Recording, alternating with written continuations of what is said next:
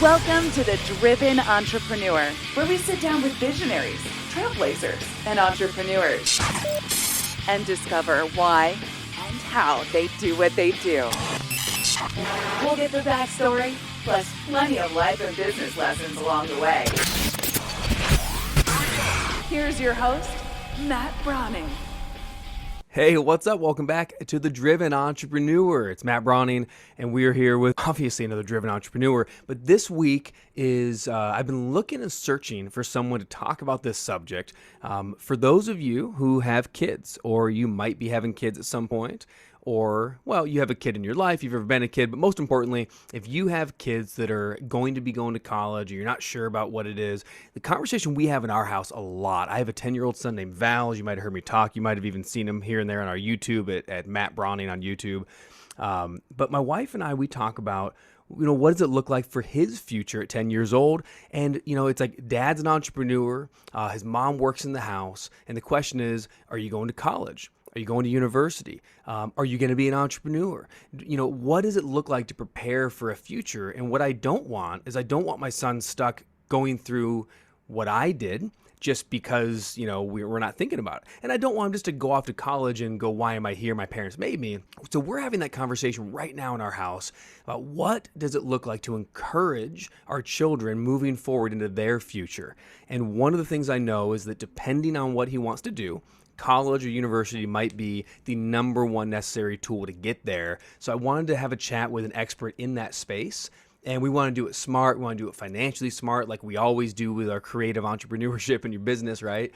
So with me today is Amazon International Bestselling author. She's a TEDx speaker and a coach to parents of college-bound teens. Denise Thomas's missions to inspire, educate, and equip parents to take an active role in supporting their children going towards financial freedom. Now, she's been a 20-year homeschool veteran, which kudos to Denise, oh my gosh, and having homeschooled 2 kids from pre-K all the way through high school. And then both of her kids, watch this, attended their first choice college on 17 scholarships exceeding $199,000. And they even walked out of college with cash in hand. You heard me right. No student loans, no debts, which is what most kids have. They actually walked out with cash in hand, everything paid for because of what she did and focused on. So she teaches you how to keep your money and not have college be a death sentence. Again, a lot of entrepreneur kids have a lot of entrepreneurs' children. The right path, even if they get into the business with you, is going to be to have a degree behind them. So Denise, welcome to the show. Are you there, my friend? I can't wait to chat with you. I'm looking forward to this, Matt. Thank you for having me on. Hey, so, my first question is, oh my gosh, you're a rock star, girl. Homeschooling 2 kids from pre-K through high school. Is that something that you always wanted to do even before you had kids? Or was it a situation you kind of, that kind of fell into your lap or you got forced into? Tell me the story of homeschooling. That, I have to say, was not a plan. Definitely not a plan. We happened to have been living in an area at the time when my girlfriend, who happened to be homeschooling, took me to a homeschool convention that year. I just wanted to know what it was all about. Really had no idea. But what I saw were professional families. People have weird ideas of what homeschooling looks like. It's normal people who are engineers, they're entrepreneurs, they're business owners. Normal people were there with their children at a conference. And kids of all ages, from toddlers all the way through high school. But what impressed me most was that all of these children were well behaved and well mannered. That made an impression.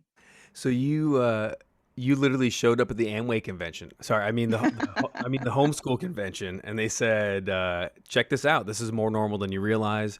We found the same thing.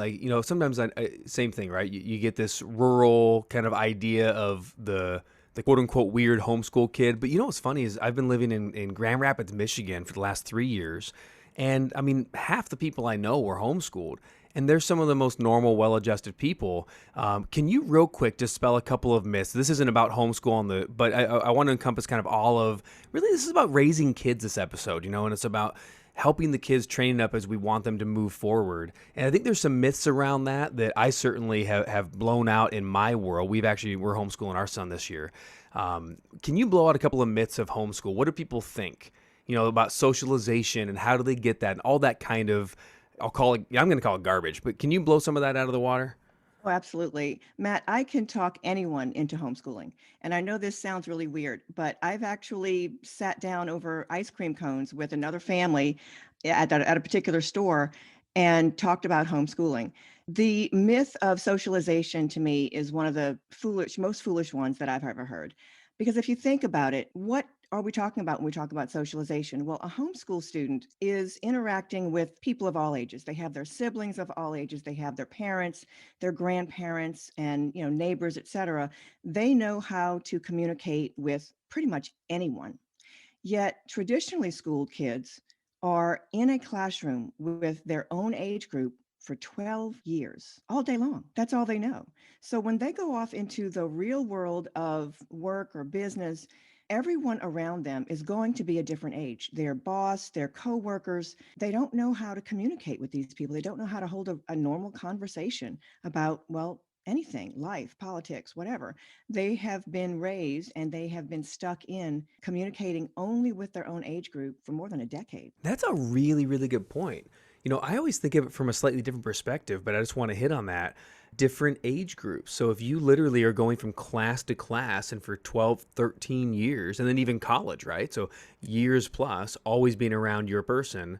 Yeah, all of a sudden everybody else looks old and young and you don't know how to communicate with them. I love that. The other thing I think about, Denise, is could you speak to kind of the I don't know, the tribal or pack mentality? What I see is you want to socialize a kid. So what you should do with a 9-year-old is throw them into a room with 32 other 9-year-olds and then one teacher who's trying to be the warden, essentially. It's not always that way. Obviously, there's a ton of great teachers. So please don't misunderstand me, America. I'm not knocking the individual teachers that are trying real hard, but the structure and system itself is not designed for socialization. I remember, it's designed for, unfortunately, the opportunities of, there can be positive reinforcement, but there can be bullying, there can be left out, there can be unbelievable judgment, and you're in this room with a bunch of other kids that don't yet have social skills either. So why build your social skills with a bunch of people who don't even have it in the first place? Exactly. And another thing that you mentioned or didn't mention rather is peer pressure. If you're in a classroom with 30 plus kids and guess what? You're going to be seeing those same kids every single day for a number of years. That peer pressure can be very strong. But if you look at the other aspect of homeschooling versus traditional school, in homeschooling, you have, as a parent, control over what your child is learning, how they're learning. You can speak to their strengths and their learning styles. There are so many positives to homeschooling. The list is probably as long as your arm. All right, here's the last piece, then we'll move on from homeschooling. I appreciate this conversation, Denise. I hope everyone else does as well. What about who in the world has time for that? Or, if we're both working, in a spouse situation, or how do you balance work or working from home? Is it only if you have one spouse that's working in the home? How do you approach that from a career perspective, from a time perspective, from a finance perspective? Well, if you think about it, homeschooling is actually quite different from putting your kid in school, or it's not bringing school home. That's what I like to say, because because that's what we're used to, is you have to sit your kid down in a chair and they have to do all this work and they're going to be there for 8 hours. And now I'm stuck for 8 hours. It doesn't work that way. Homeschooling, your kid is doing what they need to do in a very rapid amount of time. I think that's one thing that COVID has taught us as a family, is that our kids don't need to spend 8 hours a day in a classroom, because they were doing their homework at home prior to the school system figuring this out. And it's all busy work, to tell you the truth. So at home, it takes a lot less time.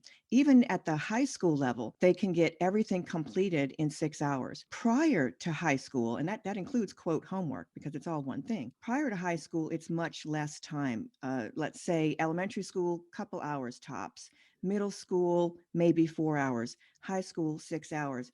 And then they're off to the races doing what they want to do, their activities, what their passions are. They can have a job. They can work in your business. There's just so many wonderful things about homeschooling. But before we go any further, please do not put me on a pedestal for homeschooling through high school. I didn't have a plan. I literally homeschooled 1 year at a time. What I told my husband is, we will do this until it stops working, until we stop having fun. Because, well, let's face it, they have to take them back. It's the law, right? They have to be educated. So we homeschooled 1 year at a time and we progressed, and the kids loved it. And it was wonderful. Man, that's so great to hear. And I just love too the creativity of, for instance, so I'm an entrepreneur. I do my business, and something I've done with my son for the last at least 3 or 4 years is, he doesn't come and do everything with me at work, but if I put on a seminar, he's going to be there. Or oftentimes I'll go do a speaking gig, and I'm going to, we travel, around the lake to Chicago, a 3-hour drive, or we fly. He's my Southwest companion pass. And why not, right? I bring him in, and it's a special time. He's definitely not learning. We fly in the plane together. We learn how to be around, the crowds together. This is, obviously being safe during the whole COVID time and everything. It's like we go through the airports together. He understands why we're not going to buy the bottle of water from the airport store for $5 and we refill a thing. It's like he's learning fiscal responsibility. We get to the hotel together. We get to have some fun. And then he gets, we set up a table and I speak, and he'll be the one to collect forms if people are purchasing something or signing up for something, and he knows to give them the yellow copy, and then he actually gets a commission. So like, I'll create those experiences, and whatever your business is, unless, again, it's drastically unsafe or something, there's no reason why your kid couldn't also be a part of that. And I think you'd probably find, and sorry, I'm so passionate about this. I'll bet you would probably find, and I'm curious what you think on this, Denise. Would you find that sometimes people are working, 2 incomes, 2 careers, and they're paying for, school and then after school daycare, or even sending their kids through private school because of whatever the belief system is for that? Maybe they want more religious control or they want curriculum control. And when you take away the private school tuition, you take away the after school care, all of a sudden, mom or dad, the extra spouse, is making $3,000 a year. And you go, wait a minute, I could be with my kids all day long and do 3 hours of homeschool and have a bunch of fun and do museums and all these types of things. And it doesn't cost anything. And in some cases, you even get paid, don't you? Oh, absolutely. Matter of fact, when I was homeschooling my kids during some of the later years, I had my kids in, let me just backtrack just a quick moment. I like summer camps. Summer camps to me were always a blast. So my kids went to summer camps pretty much as often as I could send them. My mom called it free babysitting, but there was usually one summer camp that we were paying for. Well, during one of those camps, my son found that he really enjoyed computer programming. A few years later, I taught a computer programming course for middle school and high school homeschoolers in our area, and I did get paid quite well. So there are things you can do as a parent if you want the extra income. But the best part to me about homeschooling is allowing your child to find their passion. To me, that's one of the most important things that you can do. And you've got so much more time for that when you're homeschooling. And you are so correct when it comes to that income. You've got your wonderful career, your job out there, but by the time you add up the cost to having your child be educated by someone else, you're not making as much as you think you are. Yeah, is it really worth it? Not to mention the cost that you can't put a number to of, do I want to be present with them even more? And, we say it a lot in our household. I don't think I made this up, but the days are long and the years are short. And, before you know it, all of a sudden, man, he's 10, he's halfway out the door already. And sometimes the days are really long, but I'm really grateful for the time we have together. Hey, let's talk about preparing them. And you talk about finding their passion. I think, again, when I introed you in the very beginning of the show, again, we're talking with Denise Thomas, debt-free college coach, and helping parents to get their kids on the right track and not having to go into debt to do it, and not having to be beholden to what we think the old systems are. You just talked about the passion and helping you find out what your kids are passionate about.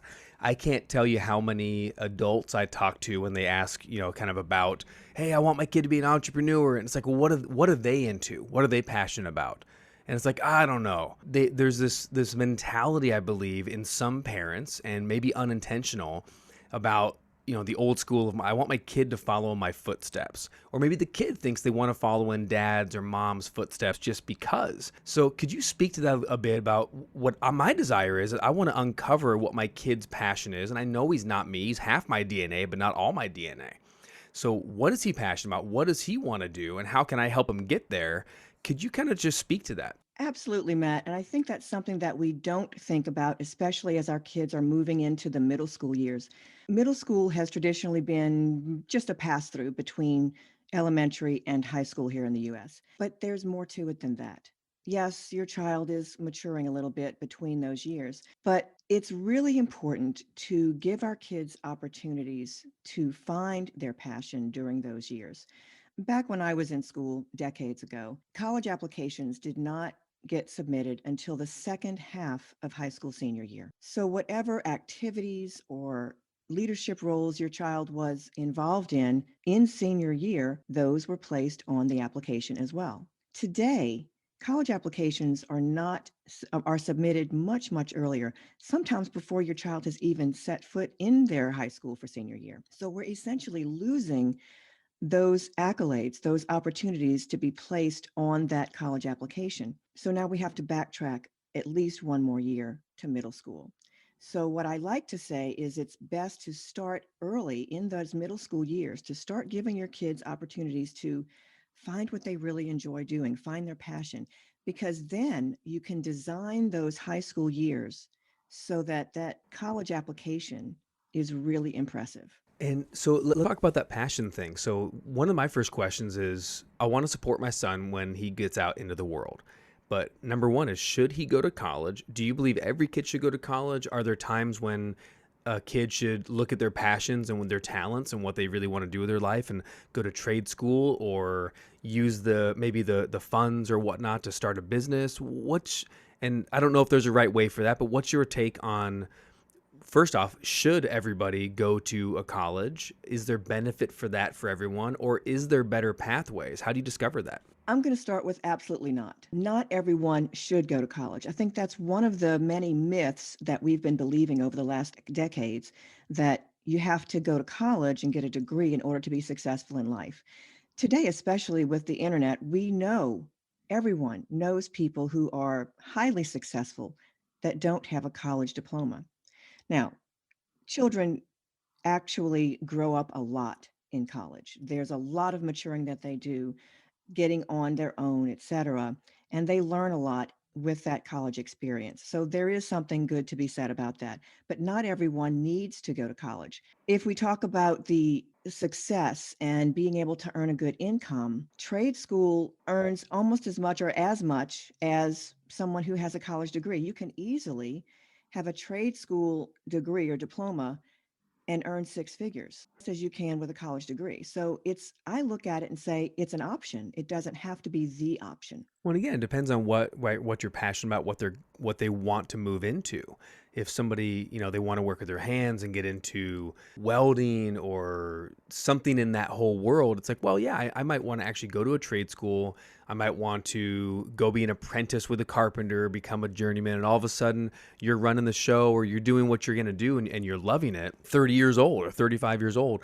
And again, is college the right thing for that? But if you want to be, a bioengineer, or you want to be, maybe you want to teach literature at a college level, well, yeah, you know what the road is, right? You know you're going into your PhD, but there's definitely that conversation. How young do you think we, as these woke entrepreneurs, you know how it is. How young do you think we should be having these conversations? Is this kind of from day one, always looking for what are you passionate? What is this kid interested in at 2?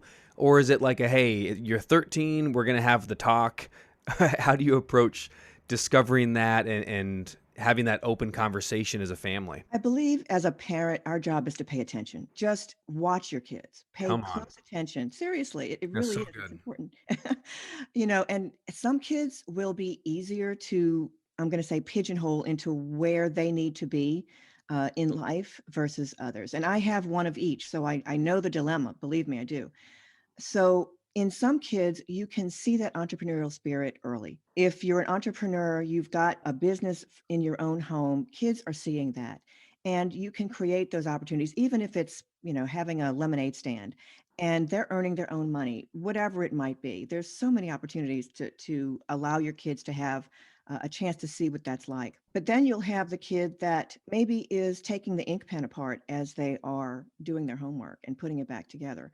Maybe engineering is something that they need to look at, Or if you happen to notice that they are the kid that is constantly into video games, well, maybe computer programming and designing their own games is something they can do as a kid. You'd be surprised how many YouTubers are 10-year-olds that I'm looking at asking questions about software. It's crazy. So there's just so many things, but it's more important for us as parents to watch our kids as they're growing up and give them opportunities to try out different things. And that can start early, but mostly I think it should start in the middle school years for sure. You mean it's not always a waste of time when the kid's on a video game? What I say is if they're waking up and doing nothing but playing video games all day, okay, that might be a little bit of a waste of time. But what I've found is that most kids that are enjoying video games, they have a certain skill set that we're just kind of not seeing yet. But there are opportunities to actually forge that into something that basically they could really love for life. It's pretty incredible. I'm watching, again, at 10, I have a certain perspective, obviously. But I'm watching these, playing Minecraft, games like Minecraft, Roblox, and a lot of parents, me included for a long time, it's like, what are you even playing? I don't get it. Get off the screen, get off the screen. But you know what I'd love to do is sometimes I just ask him, we're going out driving somewhere and I'm like, hey, so what have you been doing on Roblox? He's like, oh, nothing. I was like, what was that one character? And he's like, oh, you mean, and he starts talking about it and just getting curious about what he's actually interested in. I start learning more about what is this platform? How does this thing work? And what I find is there is deep programming and it's open source, meaning like kids, as soon as they start grasping it, they can begin to use plug and play options to make their own little worlds for other people. And you can go all the way down the rabbit hole where you're actually coding your own game. So anywhere from just playing around in something that's created to coding your own game. So I think as a video game goes, that stuff is a really good example. So if your kid is playing a ton of those Roblox and Minecraft games, really encourage them if they're loving it. We've signed Val up for Minecraft coding classes, and it's like that was part of homeschool, right? Why just follow the standard curriculum of a school? Why not do things he's actually interested in? He got interested in reptiles, so before you know it, we're saving up money. He's working to earn it. We buy a leopard gecko. He's learning to take care of it. But he's the one who has to teach us what to do. All right, I'm not going to tell him how often she needs to eat. He's got to learn that, and he's watching YouTube videos and learning all about it, and he remembers it like a steel trap. It's pretty amazing. So we're getting our kids. This is the danger, Denise. I'm talking about my kid, and all of a sudden, 6 hours later, there's the podcast. Let's talk about then, let's say college is part of this. I am wanting, we want to save up money for him, but there might not be enough extra money. And I might wake up and you might be hearing this and your kid is 16 years old or 17 right now. Can you talk about financial aid? I hate that this is something that is one big category that Sally Mae and the government and schools, they want us to all believe that it's one category. That's scholarships, that's grants, that's loans, which is debt, which is slavery. So can you kind of break down financial aid and then what's the mindset first off to approach, what am I going to do with this whole school thing? Like a lot of people approach school upcoming as, oh, it is what it is. We'll get whatever financial aid and we'll get loans and whatever it costs. We have no idea. What do you want to tell, especially entrepreneurial parents, about that? Well, first of all, Matt, thank you for mentioning financial aid as this all-encompassing, umbrella term. When I think of financial aid, I think of need-based aid. I think of grants because that is for a specific category of monies for free money for college.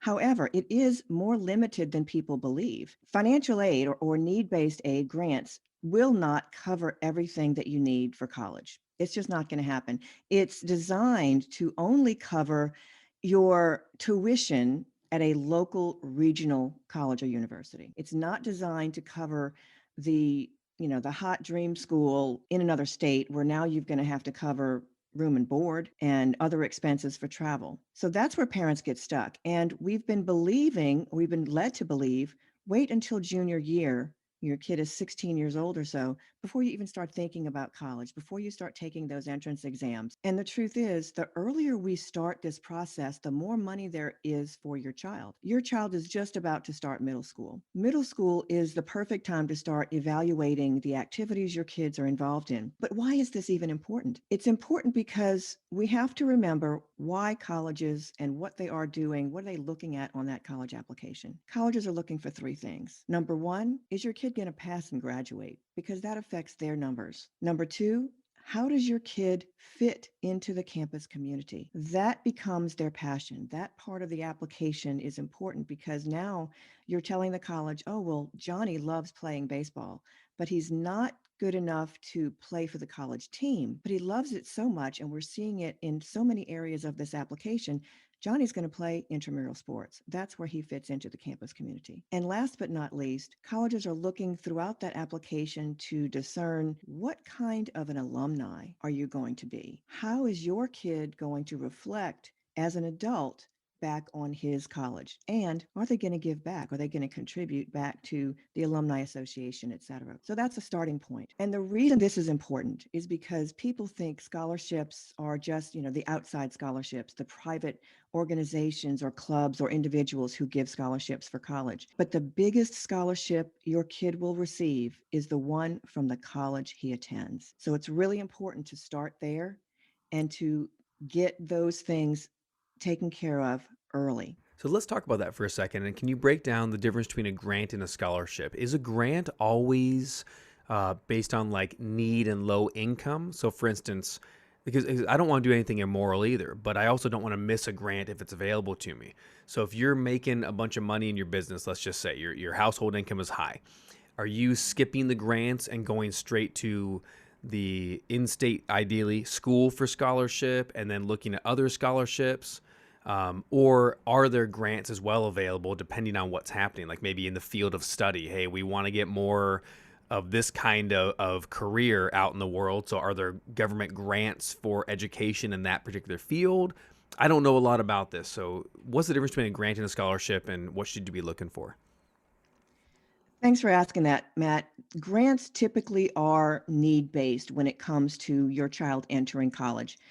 Federal grants are strictly need, And strictly by low need, income. you mean financial need, or is there other Absolutely. need? Okay. Yes, it is financial need. Now, there are grants for teachers that are federal grants as well because they are trying to get more teachers into the world.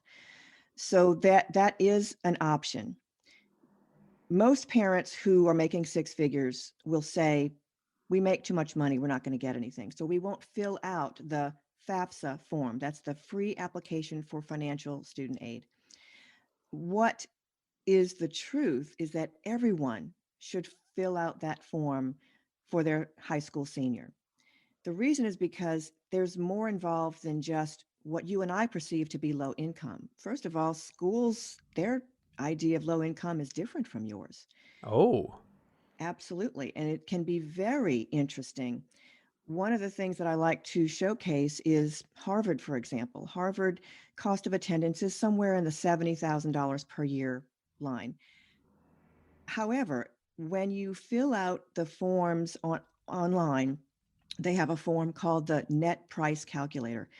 Every school has this form. It's something the federal government requires. It just gives parents and students an idea of what your bottom line, what your out-of-pocket expense is going to be. So if you go onto Harvard's website, for example, and fill out the net price calculator, and let's say you put in, I make $150,000, you could actually end up only paying $20,000 per year at Harvard with whoa. six-figure income. Okay. I hope everyone heard that. So you're talking the net price calculator for the school, and you might realize that based on the expense plus and based on your income, even if you think you make a good amount for you, according to the school's calculation, you might still qualify for a reduction, or would that be a scholarship from the school, or would that just be a tuition adjustment?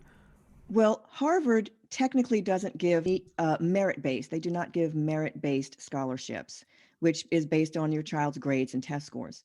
They give need-based scholarships, which are based on income and assets. So for Harvard and a school such as Harvard, where they have a large endowment from their alumni, they simply reduce the cost. Wow. Man, that's incredible. Well, and this time is going, believe it or not. This is such a great conversation. I'm really, really enjoying this, Denise. What's something you want to leave people with as we wind down here? When I approach this and I'm looking at my kid and I'm thinking, I want you to move forward, what do you want to tell us about student loans? What do you want to tell us about what are some next steps, actually, is probably a better question. How can I get my kid involved? How can I get my kid ready at that point? Obviously depends on the age of your child. And to me, I always say the earlier the better. Don't wait until your child is pushing the last 2 years or so of high school to start looking into this, because believe it or not, scholarships begin in kindergarten here in the US. So the longer you wait, the more money you're leaving on the table. So if you think or even imagine that your child might be going to college someday, look into it now. Just get your feet wet and figure out whether or not you can work just a hair, just a little bit on what it might take for your kid to go to college, because there are things you can be doing even in those younger years that prepares them for getting that free money. Let's get some free money. I love it. I love it. Well, I'm excited that you and I, and hopefully so much of the rest of the world listening to this, are looking for the passions of our kids, looking to propel them into the future, and really looking to support them, hopefully in different ways in education, and realizing, look, the landscape is not maybe what you heard from your neighbor or what you grew up with. Listen to Denise and go forward. And Denise, how can we find out more about you, what you're doing? I know you have an amazing ebook all about getting, especially for business owners, getting their kids to college debt free. Will you plug your stuff for me? Would you just plug it? Because I think this is so good and we should all grab it. Oh, thank you, Matt. I have an ebook that I wrote specifically for business owners, because sometimes business owners think, well, we have a business, we're making a decent income. There's no way we're going to get money. But the truth is, there are opportunities, there are things you can do, such as helping your kid be part of the business, that will help with reducing that, what looks like, quote, too much money to get anything. Also, let's not forget academics. There are academic scholarships that will practically pay for your kid to go to college for free. But again, you've got to start those things free early. What I have for our entrepreneur, for our business owner families, is an ebook called The Business of Paying for College.